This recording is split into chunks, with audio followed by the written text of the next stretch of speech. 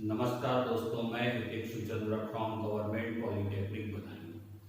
आज मैं आपके लिए हीट ट्रांसफर ऑपरेशन का एक new topic double pipe heat exchanger लेके आया हूँ।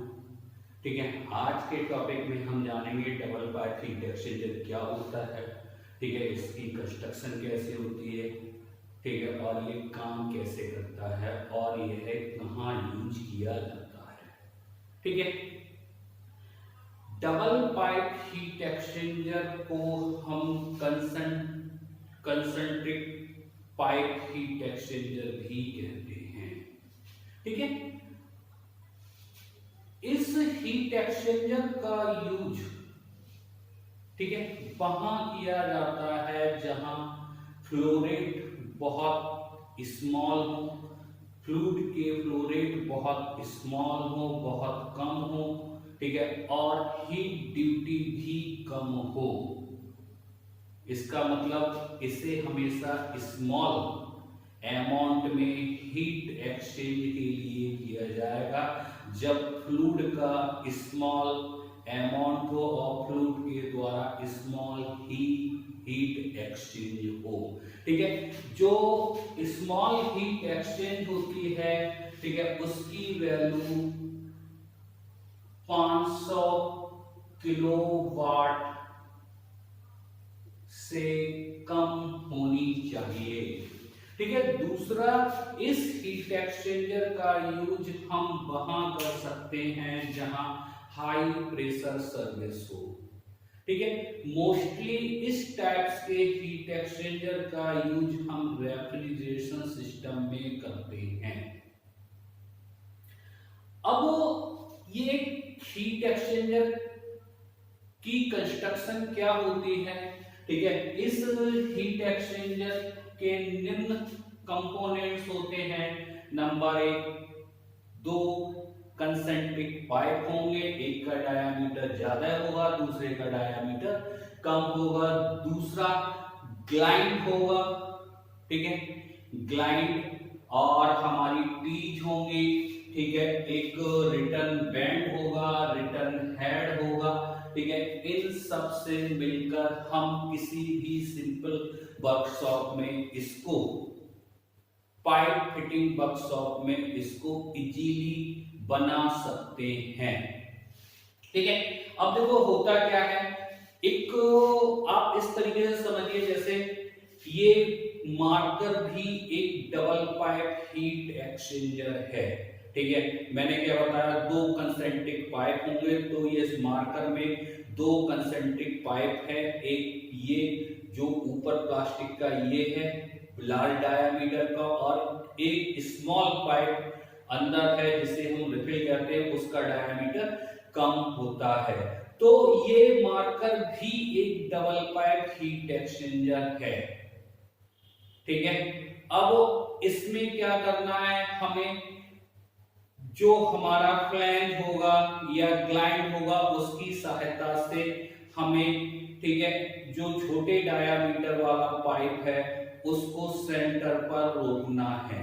ठीक है, अगर 2 डबल पाइप हीट एक्सचेंजर को मैं, ठीक है, रिटर्न बैंड की सहायता से कनेक्ट कर दूं तो ये एक double pipe here pin heat exchanger बन जाएगा। अब इसे फिगर में समझ लेते हैं। ठीक है, इसमें हमारे पास 2 पाइप हैं, एक लार्ज डायामीटर का और एक स्मॉल डायामीटर का। जो डॉटेड दिखाया गया है वो स्मॉल डायामीटर का पाइप है। ठीक है, अब इनको हमने क्या किया है, जो हमारा पैकिंग एंड फ्लैंज अरेंजमेंट है उसकी सहायता से हमने, ठीक है, एनुलस एरिया को सील किया है और इनर्स पाइप को सपोर्ट दी है। ठीक है, जो स्मॉल डायामीटर वाला पाइप को रिटर्न बैंड की सहायता से हमने क्या किया, कनेक्ट किया है दोनों। ठीक है, एक डबल पाइप हीट एक्सचेंजर ये है, एक डबल पाइप हीट एक्सचेंजर ये है। ठीक है, इसका जो स्मॉल डायामीटर वाला पाइप है उसे हमने किसकी सहायता से कनेक्ट किया, रिटर्न बैंड की सहायता से कनेक्ट किया है। ठीक है, और जो बड़े डायामीटर वाले पाइप में, ठीक है, एनुलस एरिया है उसे हमने रिटर्न हेड की सहायता से कनेक्ट किया है, और रिटर्न जो एनुलस स्पेस है उसमें, ठीक है, फ्लूइड को फ्लो और एडजस्ट कराने के लिए टी का यूज किया गया है। ये टी लगी है, इसकी सहायता से हम, ठीक है, एनुलस एरिया में फ्लूइड को फ्लो कराते हैं। अब यहां से ये फ्लूइड फ्लो होगा, ठीक है, और यहां से जाके ये निकल जाएगा।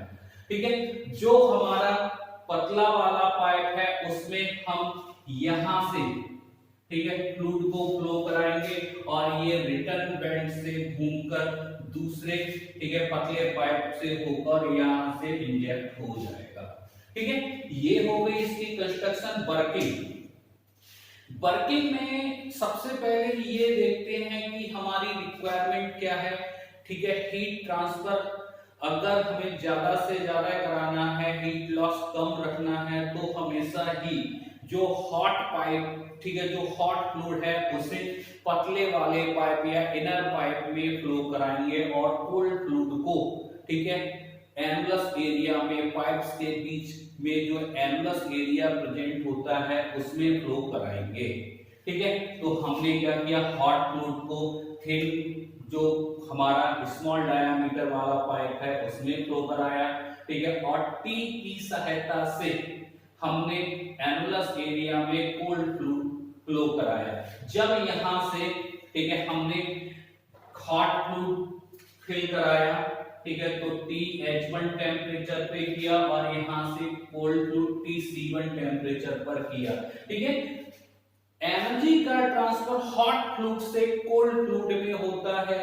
ठीक है, किसके द्वारा, दीवार के द्वारा। जो हमारी पतले पाइप वाली, ठीक है, पतले पाइप की जो थिकनेस है, ठीक है, वो मेटल की है, मेटल के द्वारा, ठीक है, हीट का ट्रांसफर होता है और हीट, ठीक है, इनर साइड से आउटर साइड में ट्रांसपोर्ट होती है। ठीक है, इसी प्रकार से, ठीक है, जो पतला वाला पाइप है वो रिटर्न बेंड की सहायता से रिटर्न होकर दूसरे पतले पाइप में फ्लो होने लगता है।